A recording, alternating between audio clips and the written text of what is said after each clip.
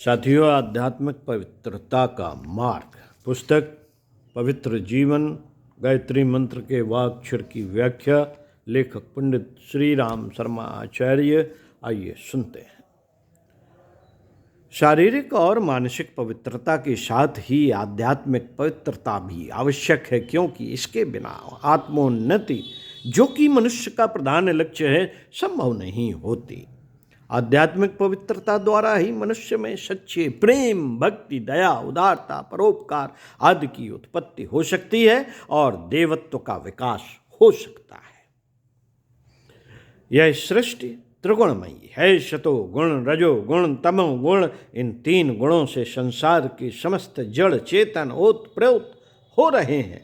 तमोगुण में आलस्य, अशांति युक्त मूढ़ता, रजोगुण में क्रियाशीलता, चंचलता, शतोगुण में शांति युक्त क्रिया, पवित्रता और अनासक्त व्यवहार होती है।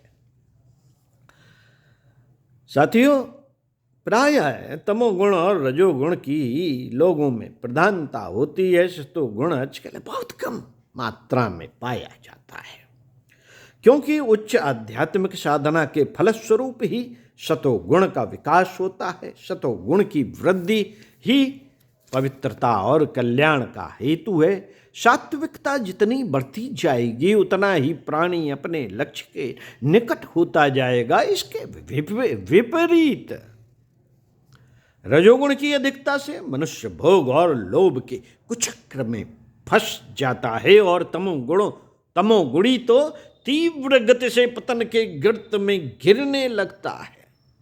तमोगुण प्रधान मनुष्य आलसी, अकर्मण्य, निराशा और परमुखापेक्षी होता है। वह हर बात में दूसरों का सहारा टटोलता है। अपने ऊपर, अपनी शक्तियों के ऊपर उसे विश्वास नहीं होता। दूसरे लोग किसी कुपात्र को सहायता क्यों दें? जब उसे किसी ओर से समुचित सहयोग नहीं मिलता तो खिन्न और क्रुद्ध होकर दूसरों पर दोषारोपण करता रहता है और लड़ता झगड़ता है।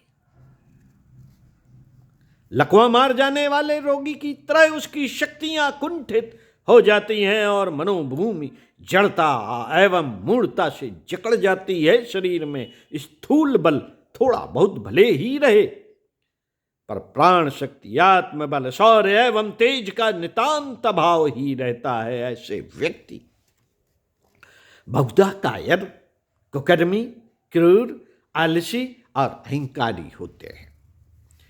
उनके आचरण, विचार, आहार, व्यवहार, कार्य और उद्देश्य सभी मलिन होते हैं। तमोगुण पशुता का चिन्ह है। 84 लाख योनियों में तमोगुण ही प्रधान रहता है। तमोगुणी संस्कार जिस मनुष्य के जीवन में प्रबल हैं, उसे नर पशु कहा जाता है। नर पशु कहा जाता है। इस पशुता से जब जीव की कुछ प्रगति होती है, तब उसको रजोगुण उसका बढ़ता है। तम की अपेक्षा उसके विचार और कार्यों में राजसिकता अधिक रहती है। रजोगुणी में उत्साह अधिक रहता है। फुर्ती, चातुराई, चालाकी, होशियारी, खुदगर्जी, दूसरों को उल्लू बनाकर अपना मतलब गांठ लेने की योग्यता खूब होती है। ऐसे लोग बातून, प्रभावशाली, क्रियाशील, परिश्रमी, उद्योगी, साहसी, आशावादी और विलासी होते हैं। उनकी इंद्रियां बड़ी प्रबल होती हैं।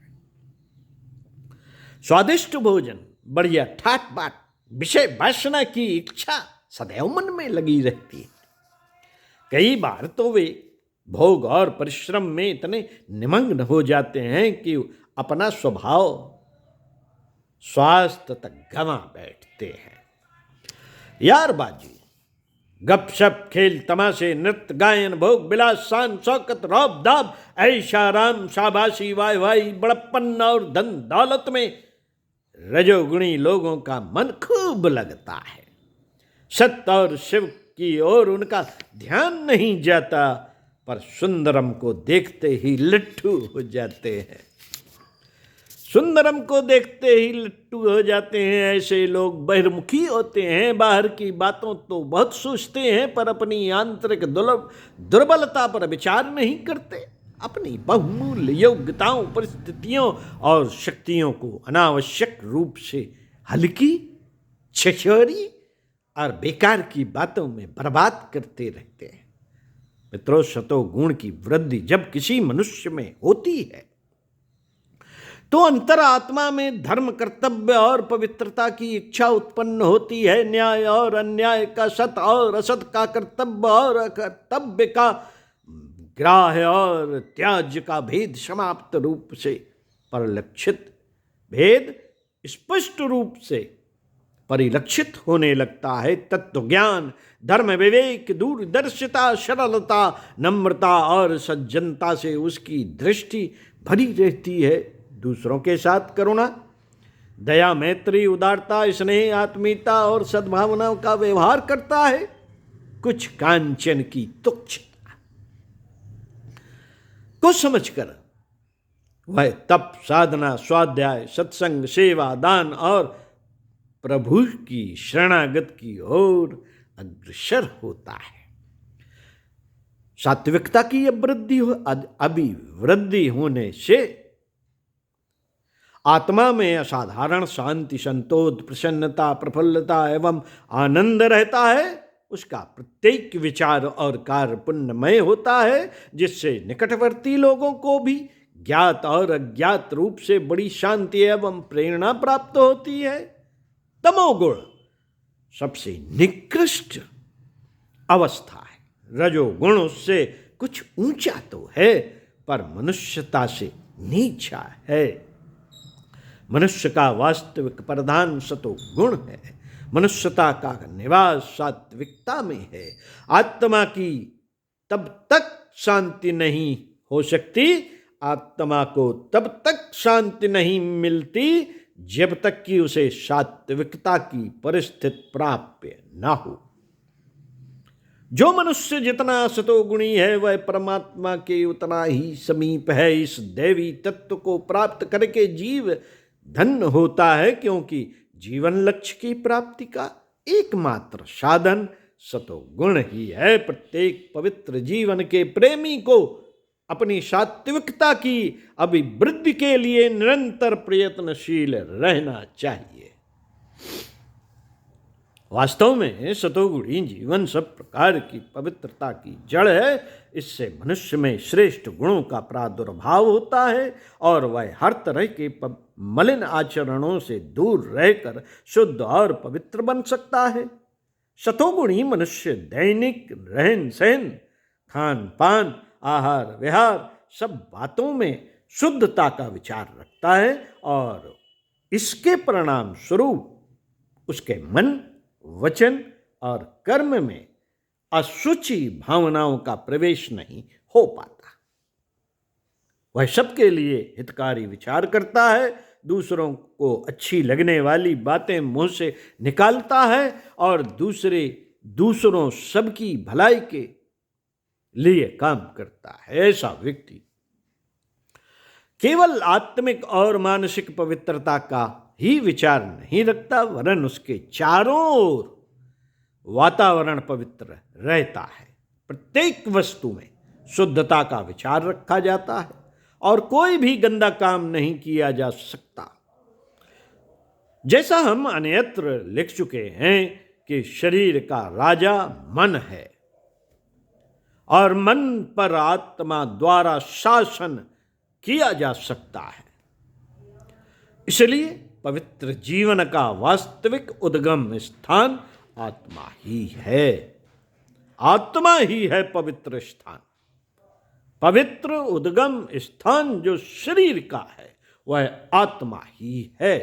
अगर हम आत्मा की शुद्धता और पवित्रता का ध्यान रखेंगे तो हमारा शेष समस्त जीवन स्वयं ही पवित्रता की ओर प्रेरित होगा और आत्मा उसी अवस्था में जागृत और उच्च भाव संपन्न होती है। साथियों, तब जब उसकी प्रवृत्ति सतोगुण की ओर हो गीता में भी कहा गया है, सर्वदारेषु देहस्मनि प्रकाश उपजायते ज्ञानम यदा तदा विद्या द्विवृद्धम सत्वमित्युत। गीता 14/11।